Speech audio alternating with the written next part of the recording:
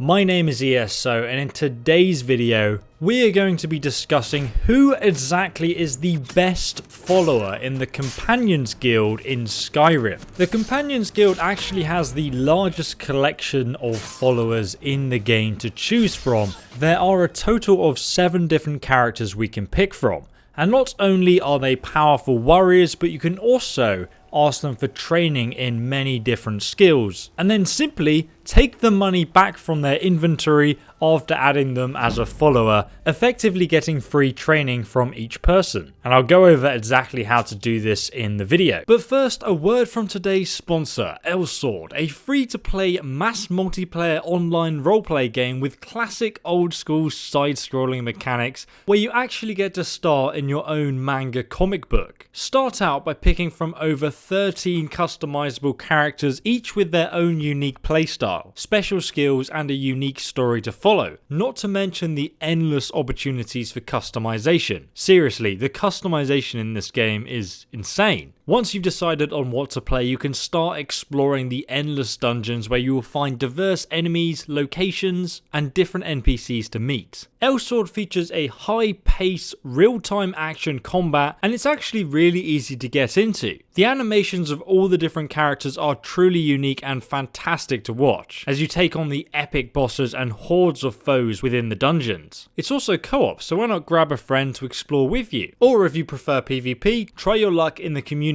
tournaments in the arena. Elsword is getting a new update right now, which is going to reboot 4 of the characters and update many skills, so it's a great time to jump on and start playing. It is completely free to play after all, so check out the link below and start playing Elsword right now. Now, a lot of people don't actually know you can have 2 companion followers at one time instead of just the normal 1 follower that the game is usually capped at, and I'll go over exactly how you can do this in this video, as well as comparing every single companion follower to discover which one is truly the best. Now, if this sort of video interests you, please make sure you subscribe and press that bell icon, and then YouTube will let you know every time I release a new Skyrim weekly guide. Or you can check out my playlist below for every single build, secret, and unique weapon in Skyrim. So if you didn't know, the Companions Guild is located here in Whiterun in the heart of the city.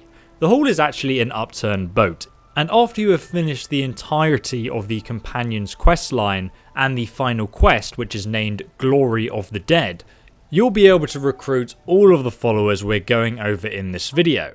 Let's start off with Reiha, an Imperial warrior who will level with your character from level 5 to level 25, where she'll stop leveling completely. This basically means there are better options past level 25, but at this level she will have 330 health, 50 magicka, and 130 stamina. She specializes in heavy armor, one-handed, archery, and block as her primary skills.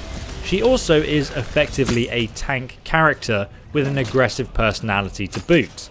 Now, you want your tanks to be aggressive because then they're always going to run in and attack the enemy first, getting the aggro away from you so you can focus on dealing the damage if you're playing a squishy type of character. But ultimately, considering she doesn't level past level 25, it's going to always limit her use to us, though you can recruit her as a member of the Blades or even marry her. Next, let's talk about Tovar. Tovar is a Nord warrior, which means he already has a natural 50% resistance to frost, making him useful in the land of Skyrim, which pretty much predominantly has frost damage. Nords also start off with a buff to their block, light armor, and one-handed skill of 5 points, and 10 points to their two-handed skill, giving them a further edge over everybody else. Now, as far as personality goes, if that's important to you, he is the drunken misfit and he can be quite entertaining sometimes. However, he, like Reiha, is also capped at level 25 and has a health of 330, 50 magicka, and 130 stamina. He also specializes in heavy armor, one-handed, block, and archery, and has an aggressive personality, making him a decent tank as well, though definitely slightly better because he's a Nord. Next we have Najada Stonearm. What a fantastic name. She's a female Nord, which is great if you just prefer a female companion. Though with a name like Najada Stonearm, I'd rather keep my distance between the sheets. Unfortunately, she is also capped at level 25. However, she is actually our worst follower yet in terms of her stats for a warrior character. To be honest, her stats don't really make any sense. She has the lowest health of 266 and a stamina of only 98. And then for some unknown reason, she has 146 magicka, which makes absolutely no sense because she doesn't use any spells or know any magic. And she really doesn't get any better once you take a look at her specialized skills, being block, one-handed, and then speech and pickpocket. Very strange and pretty useless. In fact, the only reason you'll want Najada Stonearm as a follower is to take advantage of her ability to train you in the block skill. She's actually an expert block trainer, meaning she can train you up to level 75 in the block skill.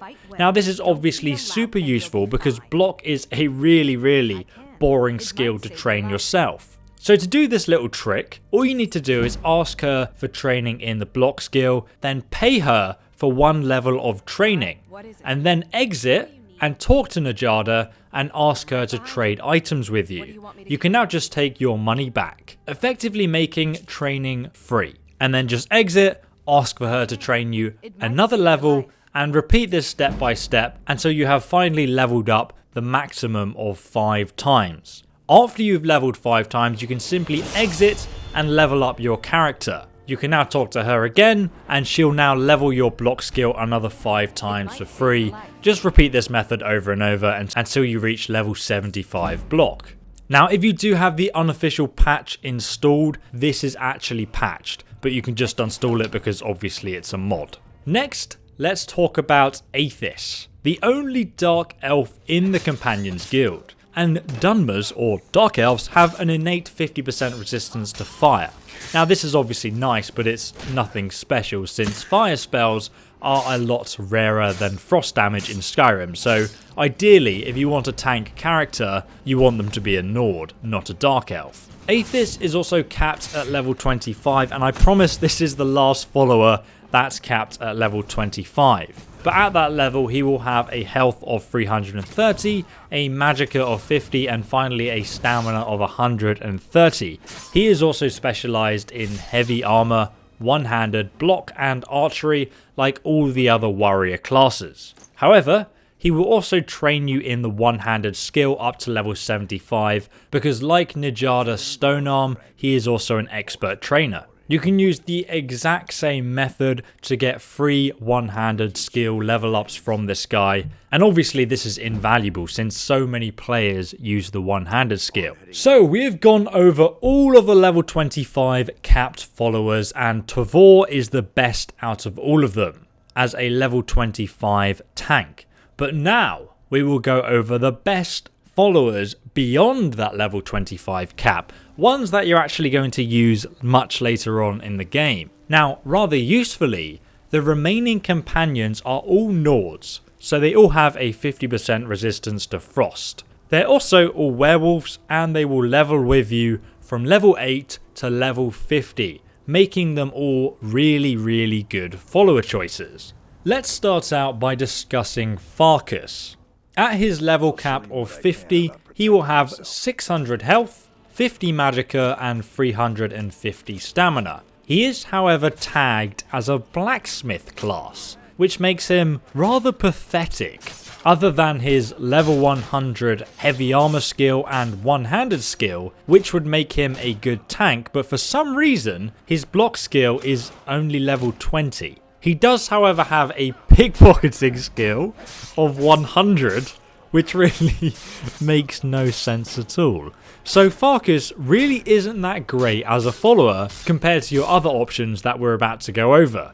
The only good thing about Farkas is that he's a master of heavy armor, and he'll train you all the way up to level 100 for free using the trick we spoke about earlier. Next though, we have Vilkas. Now Vilkas is Farkas's, oh my god, that is a tongue twister.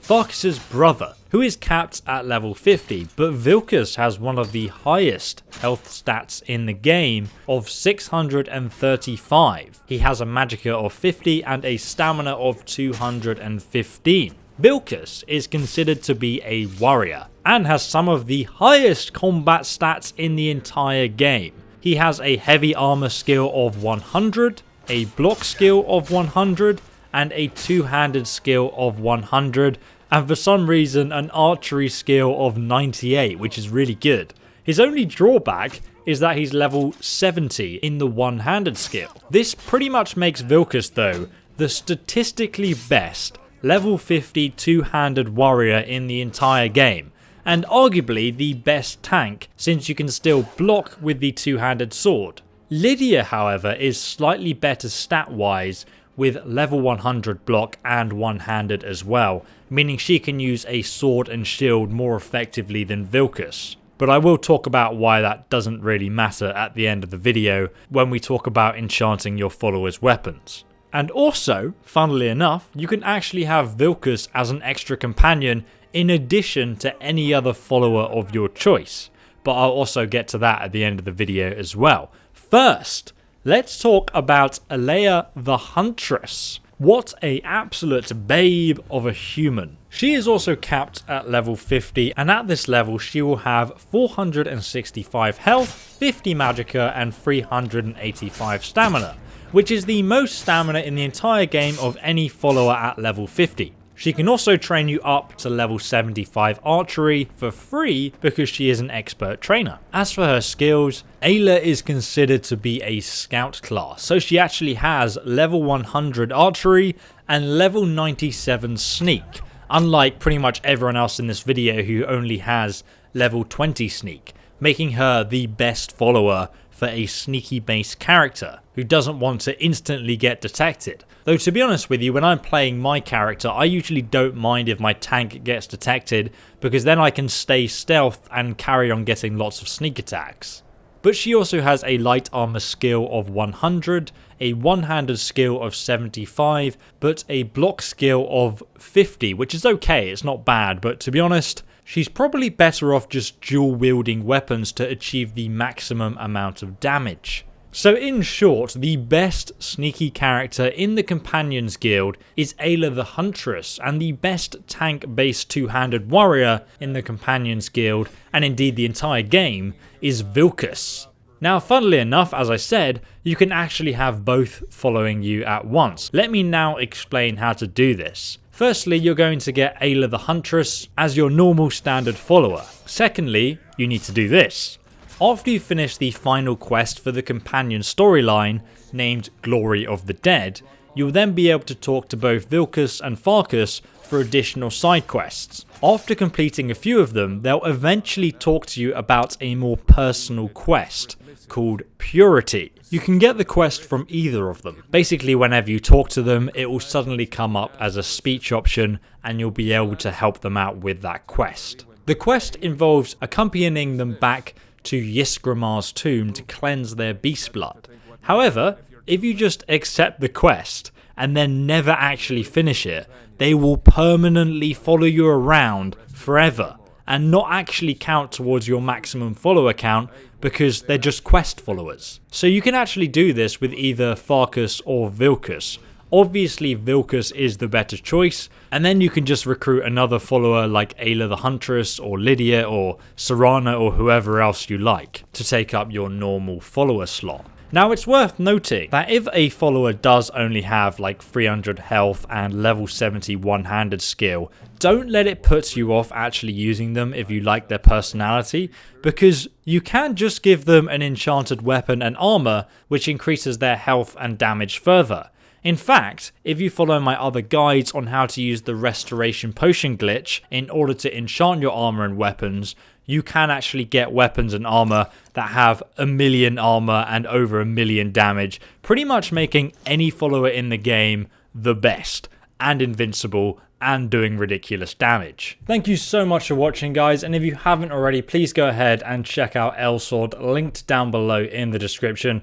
It really does help support the channel with these sponsorships, so I appreciate it when you guys check these games out. But thank you for watching and subscribing, and I will see you guys in the next video. Have a fantastic day, and goodbye.